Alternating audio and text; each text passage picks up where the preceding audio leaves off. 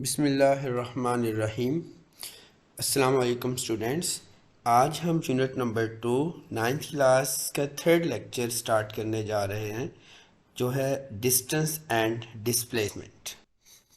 Students, distance और displacement को समझने से पहले हम position of object in a coordinates geometry के बारे में थोड़ी सी अंडरस्टैंडिंग लेंगे कि पोजीशन दरअसल क्या होती है और ये हमें किसी भी ऑब्जेक्ट के बारे में क्या इंफॉर्मेशन प्रोवाइड करती है।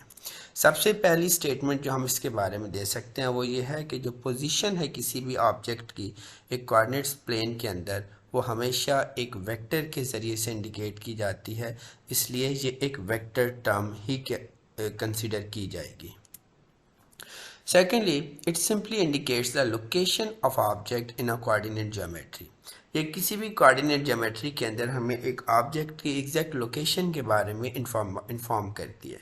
मसलन अगर हमारे पास कोई एक ऑब्जेक्ट है जिसको हम एक कोऑर्डिनेट्स के साथ ऑर्डर्ड पेयर की फॉर्म में जब राइट करते हैं तो उसकी वैल्यू हमारे पास जो आती है, सपोज वो पॉइंट हमारे पास 2 और 3 के कोऑर्डिनेट्स के साथ आता है।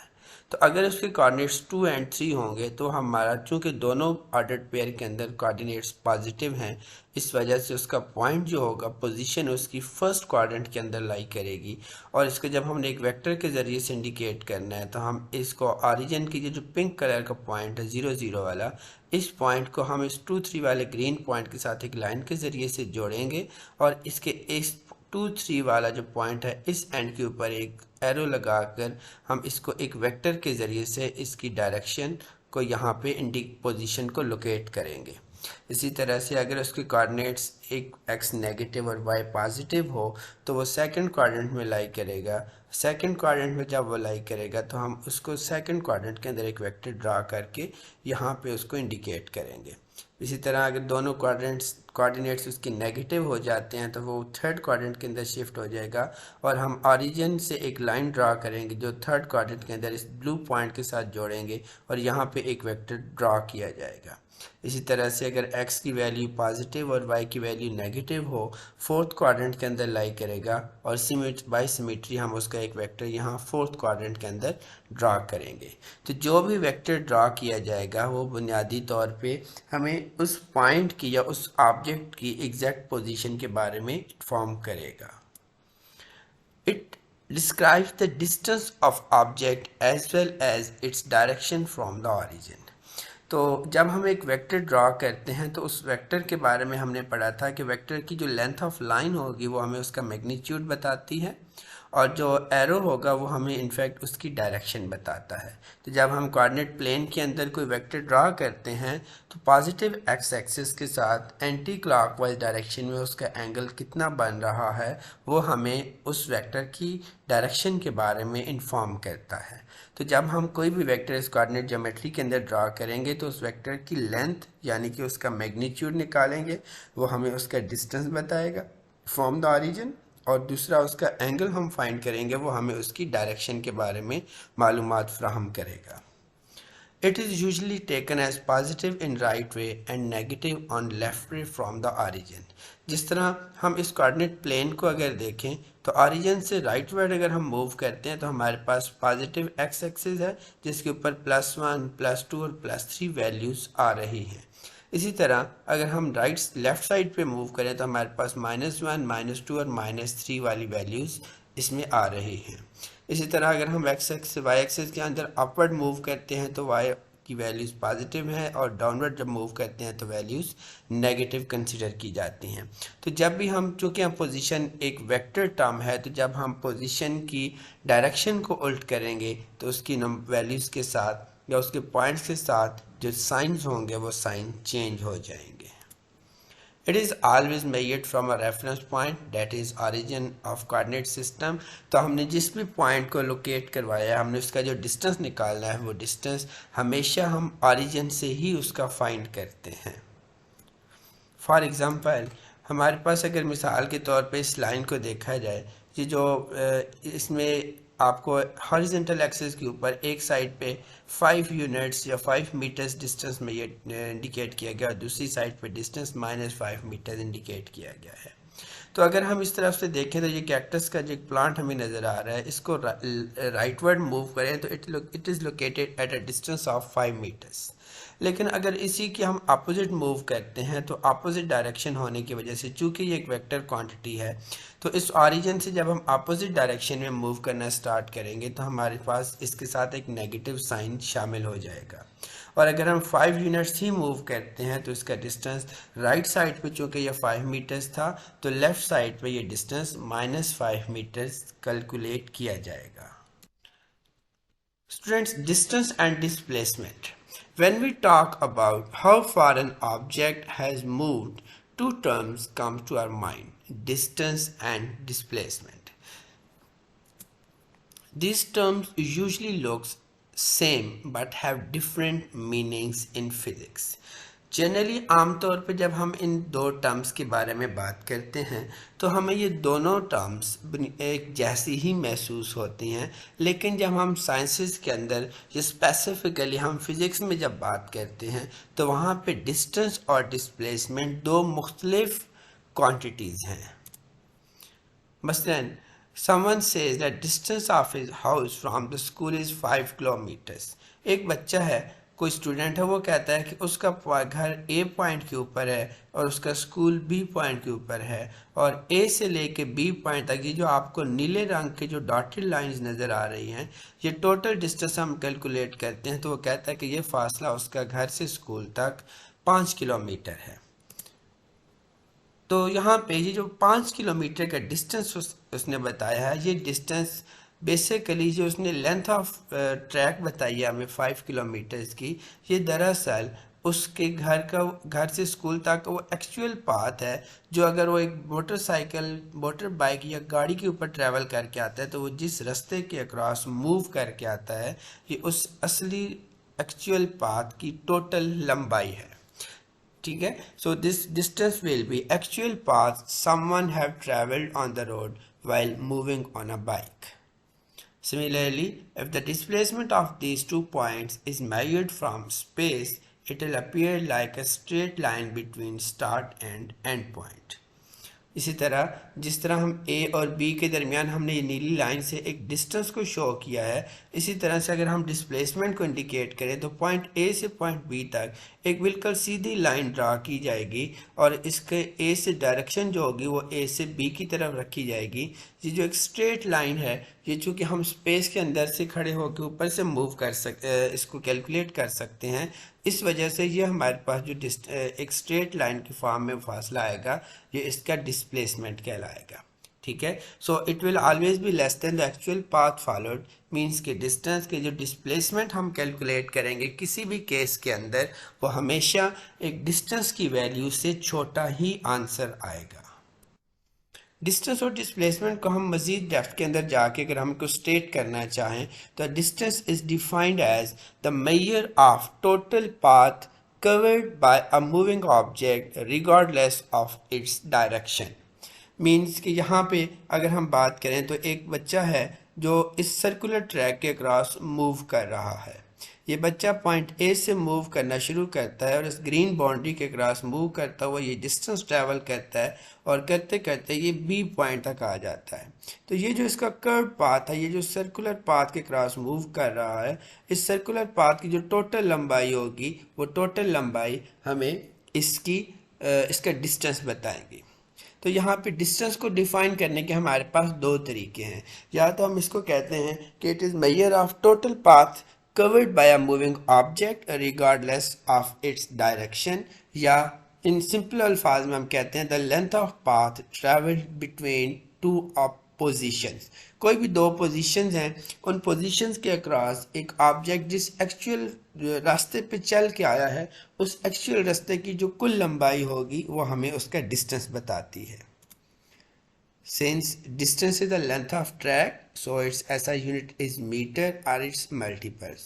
So क्योंकि ये एक लेंथ है, डिस्टेंस जो हम ट्रैवल करता है कोई भी ऑब्जेक्ट, वो लेंथ है, उसकी जो बुनियादी इकाई अगर देखा जाए तो वो लंबाई है। तो इसलिए इसका जो सिस्टम इंटरनेशनल के अकॉर्डिंग इसका जो यूनिट होगा वो या तो मीटर होगा या इसी मीटर का कोई मल्टीपल, मसलन किलोमीटर, सेंटीमीटर या मिलीमीटर की फॉर्म में इसको हमेशा मापा जाएगा। इसी तरह अगर हम डिस्प्लेसमेंट को डिफाइन करना चाहें तो इसी मोशन के अंदर ये जो डायग्राम हमें नज़र आ रही है, इसी डायग्राम के अंदर इस बच्चे को अगर हम देखें जो ए पॉइंट से बी पॉइंट तक मूव कर रहा है, तो इसके डायमीटर के अक्रॉस ही जो एक ब्लैक कलर की लाइन हमें नज़र आ रही है ए पॉइंट से बी पॉइंट तक, ये हमारे पास ये जो शॉर्टेस्ट पाथ होगा इसका, ये हमें इस मोशन का, इस स्टूडेंट की या बच्चे की मोशन का टोटल डिस्प्लेसमेंट हमें कैलकुलेट करके बताएगा। तो एक सर्कुलर ट्रैक के अंदर मूव करता हुआ जो ऑब्जेक्ट होगा उसका डिस्टेंस इनफैक्ट उसके सरकमफेरेंस की लंबाई होगी, और जो डिस्प्लेसमेंट होगा वो दरअसल जिस पॉइंट से वो शुरू कर रहा है वहाँ से लेकर जिस पॉइंट तक वो ख़त्म कर रहा है वहाँ तक का स्ट्रेट लाइन के अंदर एक शॉर्टेस्ट पाथ होगा। अगर वो ऑब्जेक्ट हाफ सर्कल मूव करता है तो जो डिस्प्लेसमेंट आएगा वो डिस्प्लेसमेंट हमारे पास उस सर्कल के डायामीटर के बराबर आएगा, और डायामीटर हमें मालूम है कि डायामीटर हमेशा रेडियस का डबल होता है। और अगर वो ऑब्जेक्ट इस ए पॉइंट से ग्रीन लाइन के अक्रॉस सरकमफेरेंस पे मूव करता हुआ बी तक जाए और फिर लगातार मूव करता हुआ वापस ए पॉइंट पे आ जाए, तो टोटल सरकमफेरेंस की जो लंबाई होगी वो उसका डिस्टेंस बनेगा। और इस केस में चूँकि पॉइंट शुरू वाला और जहाँ इस पॉइंट पे वो मोशन ख़त्म कर रहा है वो ए पॉइंट पे ही वापस मूव करके आता है, तो स्टार्टिंग और इनिशियल पॉइंट चूँकि एक ही पॉइंट है तो उनके दरमियान जो शॉर्टेस्ट पाथ होगा वो बिल्कुल ख़त्म हो जाएगा। तो इस केस में यहाँ पे हमारा जो डिस्प्लेसमेंट होगा जब एक ऑब्जेक्ट सर्कल के क्रॉस या क्लोज पाथ के क्रॉस ट्रिप इस तरह लेता है कि जहाँ से उसने मोशन शुरू की वो उसी पॉइंट पे आके मोशन को ख़त्म करे, तो उस सूरत में हमारे पास डिस्प्लेसमेंट की वैल्यू 0 कंसीडर की जाएगी। इट इज़, अब डिस्प्लेसमेंट की हम फर्दर बात करें तो displacement is a vector quantity, ये एक वेक्टर टर्म है, hence its direction is required for its complete description. तो अगर हम एक डायमीटर किसी भी ऑब्जेक्ट की मोशन के अंदर उसका डिस्प्लेसमेंट डिस्कस करना चाहते हैं, कैलकुलेट करके मेजर करना चाहते हैं, तो उसके लिए हमें एक वेक्टर टर्म का सहारा लेना पड़ेगा, यानी कि हमें उस डिस्प्लेसमेंट के लिए एक मैग्नीट्यूड लेंथ बतानी पड़ेगी और साथ उसकी डायरेक्शन बतानी पड़ेगी कि ये किस पॉइंट से किस पॉइंट की तरफ डायरेक्ट कर रहा है। Since displacement is a shortest length, ये चूँकि एक सबसे छोटी लेंथ है दो पॉइंट्स के दरमियान, इसलिए its SI unit is also a metre. तो इसका भी जो एसआई यूनिट है वो या तो मीटर होगा या मीटर का कोई मल्टीपल, जैसे हमने ऊपर की लाइन 70 में लाइन में बताया कि या तो ये किलोमीटर्स में मेजर किया जाएगा या सेंटीमीटर्स में या मिलीमीटर्स में या सिंपली इसको मीटर्स के अंदर ही कैलकुलेट किया जाएगा। डिस्टेंस और डिस्प्लेसमेंट का हम बुनियादी कॉन्सेप्ट को यहाँ पे देखते हैं। इनसे मुतल्लिका 4-5 बुनियादी कॉन्सेप्ट ऐसे हैं जो आम तौर पे हमारे पास पेपर के अंदर एसएलओ बेस्ड क्वेश्चन पेपर्स के अंदर लाजमी सवाल में पूछे जाते हैं। पहली चीज़, in straight line motion distance and displacement of the object are same. मसलन अगर हम ये तीसरी जो हमारे पास एक डायग्राम नज़र आ रही है on the right most side, जिसके अंदर एक घर है और घर से एक बेकरी तक का डिस्टेंस है और एक गाड़ी वहाँ बेकरी तक होके वापस आ रही है, अगर हम इस डायग्राम में देखें तो घर से लेकर बेकरी तक का जो स्ट्रेट पाथ है उसकी लेंथ हम 20 मीटर कंसिडर कर रहे हैं। तो अगर एक ऑब्जेक्ट या यही गाड़ी घर से उस बेकरी तक ट्रैवल करती है तो उसने जो डिस्टेंस ट्रैवल किया है वो 20 मीटर्स का है। और अगर इस केस में हम उसका डिस्प्लेसमेंट कैलकुलेट करें तो जो डिस्प्लेसमेंट उसका आएगा एक साइड की मोशन का, वो डिस्प्लेसमेंट भी 20 मीटर्स ही आएगा। इसका मतलब यह है कि जब भी कोई ऑब्जेक्ट एक सीधी लाइन के अंदर हरकत करेगा तो उसका डिस्टेंस और उसका डिस्प्लेसमेंट दोनों आपस में बराबर होंगे। On curved tracks, displacement is always smaller than distance of the object। कि जब भी कोई कर्व ट्रैक होगा, स्ट्रेट के अलावा हमारे पास कोई किसी भी किस्म का कोई दूसरा ट्रैक हमारे पास आएगा, उस केस में जो हमारे पास ऑब्जेक्ट है उसके लिए जो डिस्टेंस और डिस्प्लेसमेंट होगा हमारे पास, ये हमारे पास उसका एक्चुअल डिस्टेंस है जो उसने ट्रैवल किया है। इसी तरह से ये जो दूसरी लाइन है हमारे पास, जो स्ट्रेट लाइन है, ये स्ट्रेट लाइन हमें उसका डिस्प्लेसमेंट बता रही है। तो यहाँ पे जब कोई कर्व ट्रैक के ऊपर कोई ऑब्जेक्ट मूव कर रहा होगा तो उसका जो डिस्टेंस होगा वो हमेशा डिस्प्लेसमेंट से ज़्यादा होगा। या अगर हम राउंड द वे बात करें तो जब एक ऑब्जेक्ट कर्व पाथ के अंदर मूव करता है तो उसका डिस्प्लेसमेंट हमेशा उसके डिस्टेंस से छोटा होगा। On circular tracks, displacement is zero, but not the distance. इसके लिए अगर हम ये सेंटर वाली डायग्राम देखें जिसके अंदर एक स्टूडेंट ए पॉइंट से मूव करना शुरू करता है और वह हरकत करता हुआ बी पॉइंट तक जाता है और बी पॉइंट से होके वो ऑब्जेक्ट वापस ए पॉइंट की तरफ ट्रैवल करते हुआ अपनी मोशन को कंटिन्यू करता है और कंटिन्यू करके वो ए पॉइंट पे आके अपनी मोशन को ख़त्म करता है।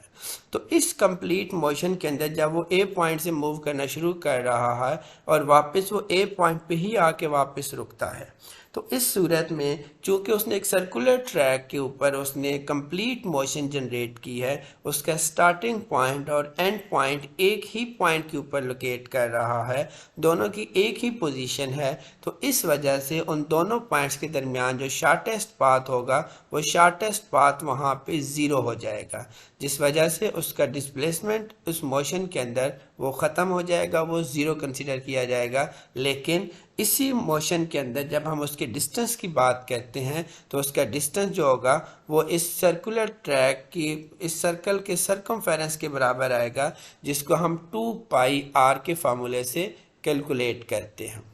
सर्कमफेरेंस का जो हमारे पास फार्मूला आता है that is 2πr, right. Any time when starting and ending point of trip are same, it is called a closed path. Hence, displacement will be zero. अभी हमने पॉइंट नंबर 3 में कहा था कि जब एक सर्कुलर ट्रैक के ऊपर एक ऑब्जेक्ट मूव करता है तो उसका स्टार्टिंग पॉइंट और उसका एंडिंग पॉइंट एक ही पोजीशन के ऊपर होता है।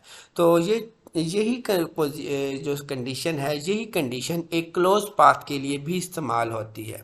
मसलन ये अगर हम इसी गाड़ी की जो राइट मोस्ट साइड पे हमारे पास ये एक घर है जहाँ से एक गाड़ी मूव करना शुरू करती है और वो मूव करती हुई जाती है और जाके वो बेकरी तक ट्रैवल करती है यहाँ तक, और इस बेकरी से फिर वो गाड़ी वापस दोबारा अपने घर की तरफ ट्रैवल करना शुरू करती है। उसने अपनी चूँकि मोशन घर से स्टार्ट की थी, वो बेकरी तक गई और बेकरी से होके फिर वो वापस घर तक आ जाती है, तो उसका स्टार्टिंग और एंडिंग पॉइंट दोनों जगह पे सेम था। तो जिस पॉइंट से एक ऑब्जेक्ट हरकत करना शुरू करता है, जब वो उसी पॉइंट पे वापस आता है तो इस सूरत में हम उसके पाथ को क्लोज पाथ कंसीडर करते हैं। तो जब भी कोई ऑब्जेक्ट एक क्लोज पाथ के अंदर मोशन करेगा उस केस के अंदर उसका डिस्प्लेसमेंट ज़ीरो तस्वर किया जाएगा, लेकिन उसका डिस्टेंस, उसकी टोटल जो ट्रिप के दौरान उसने फासला तय किया है वो तमाम फासला उसका डिस्टेंस कंसीडर किया जाएगा।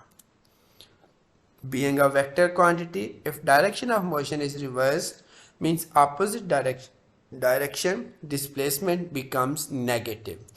यहाँ पे इसी हम बेकरी और घर से बेकरी तक एक कार ट्रैवल कर रही है और फिर बेकरी से वापस घर तक आ रही है, तो हम सवाल ये पैदा होता है कि जब उस गाड़ी ने दोनों तरफ ट्रिप ली, पहले वो राइट साइड पे ट्रैवल किया, फिर उसने वापस लेफ्ट साइड पे ट्रैवल करके घर को वापस आई, तो इस सूरत में उसका डिस्प्लेसमेंट दरअसल ज़ीरो क्यों हुआ? तो इसकी रीज़न ये है कि जब वो फॉरवर्ड मूव कर रही थी उस वक्त उसका डिस्प्लेसमेंट जो था वो डिस्टेंस उसका 20 मीटर और जो डिस्प्लेसमेंट था वो भी 20 मीटर्स ही उसका डिस्टेंस यहाँ पे आ रहा था, राइट। लेकिन जब उसने वापस मूव किया तो वापसी के वक्त उसका डिस्टेंस तो 20 ही था, लेकिन उसका जो डिस्प्लेसमेंट था वो डिस्प्लेसमेंट -20 हो जाता है। तो जब हम इस 20 और -20 को प्लस करके उसका टोटल डिस्प्लेसमेंट निकालना चाहते हैं तो उसका जो टोटल डिस्प्लेसमेंट है वो यहाँ पे ज़ीरो हो जाता है। तो चूंकि हमने कहा है कि डिस्प्लेसमेंट एक वेक्टर क्वांटिटी है, इसलिए जब ऑब्जेक्ट की डायरेक्शन ऑफ मोशन उल्ट होगी तो उसके साथ एक नेगेटिव साइन आएगा और वो नेगेटिव साइन जब पॉजिटिव के साथ प्लस होगा तो वो ऑटोमेटिकली उसके डिस्प्लेसमेंट को कम कर देगा। In any closed path, either circular or zigzag, displacement will be zero, but not the distance. The same thing is again repeated over here कि जब भी कोई पाथ है, चाहे वो क्लोज पाथ हो, चाहे वो एक सर्कुलर पाथ हो, चाहे वो एक स्ट्रेट पाथ है क्लोज पाथ, और चाहे वो एक क्लोज पाथ एक जिगजैग है, मीन ए से ऑब्जेक्ट इस डिस्टेंस के क्रॉस मूव करता हुआ बी पे आता है और बी से फिर वापस वो इस पाथ के क्रॉस ए पॉइंट पे वापस आ जाता है। उसका स्टार्टिंग और एंडिंग पॉइंट अगर सेम है, उसका इरिस्पेक्टिव ऑफ दिस के उसने दरमियान वाली ट्रिप किस तरह की उस केस में उसका जो डिस्प्लेसमेंट होगा वो हमेशा ज़ीरो का तस्वर किया जाएगा, लेकिन डिस्टेंस उसका एक्चुअल ट्रैक होगा जिसके क्रॉस उसने मूव किया है। If distance is zero, displacement will also be zero. कोई ऐसी कंडीशन हमारे पास आ जाती है जिसके अंदर एक ऑब्जेक्ट ने मोशन नहीं जनरेट की और उसका डिस्टेंस लगातार ज़ीरो आ रहा हो, तो उस केस में उसका डिस्प्लेसमेंट भी हमेशा ज़ीरो ही रहेगा। इसी तरह if displacement is zero, distance is not necessary to be zero. इसी तरह जैसे हमने ऊपर कहा कि अगर डिस्टेंस ज़ीरो होगा तो डिस्प्लेसमेंट भी ज़ीरो होगा, लेकिन अगर हम इसकी उल्ट बात करें कि अगर किसी सिस्टम के अंदर या किसी ऑब्जेक्ट की हरकत के दौरान हमें यह बताया गया कि उसका डिस्प्लेसमेंट ज़ीरो आ रहा है, तो इसका बिल्कुल हरगिज़ भी ये मतलब नहीं लिया जाएगा कि उसका जो डिस्टेंस है वो डिस्टेंस भी ज़ीरो होगा, क्योंकि यहाँ पे हमने नीचे दी गई तीनों मिसालों के अंदर देखा है कि अगर एक ऑब्जेक्ट क्लोज पाथ के अंदर इस तरह से मूव करे कि जहाँ से उसने मोशन शुरू की वहीं पे आके ख़त्म करे, तो उस केस में उसका जो डिस्प्लेसमेंट होगा वो तो ज़ीरो हो जाएगा, लेकिन उसका डिस्टेंस उसका वो एक्चुअल ट्रैक है जिसके क्रॉस उसने मूव किया है। आखिर में हम कुछ क्वेश्चंस ड्रा करेंगे just in order to assess your understanding कि आपने इस लेक्चर को अगर समझा है, देखा है और सुना है, तो आपको किस हद तक इस लेक्चर की समझ आई है। अगर आपने इस लेक्चर को अच्छी तरह से समझा है तो आप इन तमाम सवालों के जवाब देने के लिए बखूबी तैयार होंगे। सवाल number 1, what is the difference between distance and displacement. सवाल number 2, can distance be negative. तीसरा सवाल है, under what circumstances displacement will be zero. Question number 4, can displacement be greater than distance. Question number 5, what will be the value of distance in a closed path? Question number 6, value indicate on meter in vehicles indicates distance or displacement। कि एक गाड़ियों के अंदर जो speedometer के ऊपर हमें distance नज़र आ रहा होता है, जो एक फासला नज़र आ रहा होता है, वो दरअसल डिस्टेंस को शो करते हैं या उसकी ट्रिप का डिस्प्लेसमेंट शो करते हैं। Can distance and displacement be equal, क्या डिस्टेंस और डिस्प्लेसमेंट दोनों बराबर हो सकते हैं? अगर हो सकते हैं तो किस सूरत में होंगे? Question number 8, what would be your displacement if you walk around a circular track and return to the starting point? आपने एक सर्कुलर ट्रैक के क्रॉस मूव किया और जहां से शुरू किया था उसी जगह पे वापस आ जाते हैं, तो आपका डिस्प्लेसमेंट क्या होगा? How displacement becomes negative and why, कि डिस्प्लेसमेंट नेगेटिव कैसे होता है और क्यों होता है?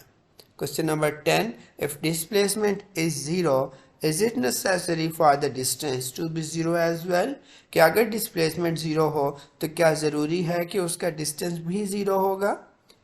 स्टूडेंट्स, अगर आपने ऊपर की 3-4 स्लाइड्स को अच्छी तरह से समझा है तो इन तमाम सवालों के जवाब उन स्लाइड के अंदर और उस डिस्कशन के अंदर मौजूद हैं। हमारे आज के इस लेक्चर को देखने का बहुत शुक्रिया। आप हमारी इस वीडियो को लाइक करें, हमारे चैनल को सब्सक्राइब करें और हमारा ये चैनल फिज़िक्स बिहाइंड को अपने दोस्तों के साथ, अपने अहबाब के साथ शेयर करें ताकि ज़्यादा से ज़्यादा लोग इस चीज़ से फ़ायदा उठा सकें। नेक्स्ट लेक्चर तक अल्लाह हाफिज़।